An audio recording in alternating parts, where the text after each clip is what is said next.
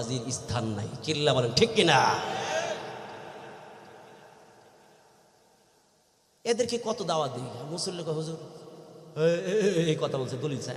দলিল আপনি দিবেন কে থেকে? আপনি কি দলিল পড়ছেন? আমার কাছে নিয়ে এসে হাতে দলিল দেখা দিই, বুখারী শরীফে আছে, আমি দেখা দেবেন। উনি পড়বেন, পড়ে বের করবেন। চরম দৃষ্টতা বন্ধ করেন।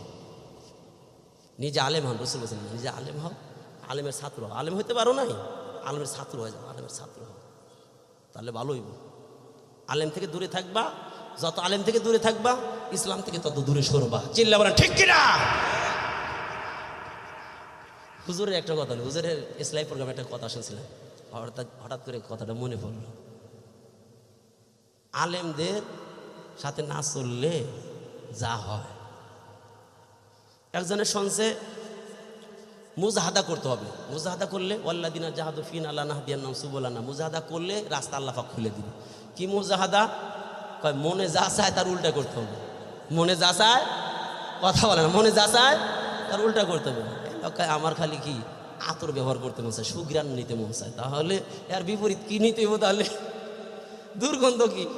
আমার পায়খানা পুতলা বানা মাথার লগে ঝুলে রাখছে, মাথার বাইর দেয়া, টুপির লগে বাইর দেয়া, নাক পর্যন্ত ঝুলে রাখছে। আমার এলাকার লোকজন বলছে ভাই এই অবস্থা খেললি, মুজাহাদা করতেছি।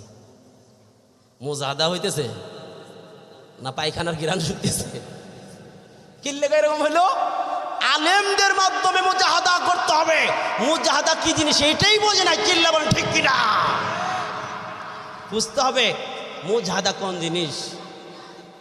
মুজাহাদা না বুঝার কারণে আজকে যা হয়। আমার ভাইরা মনে হয়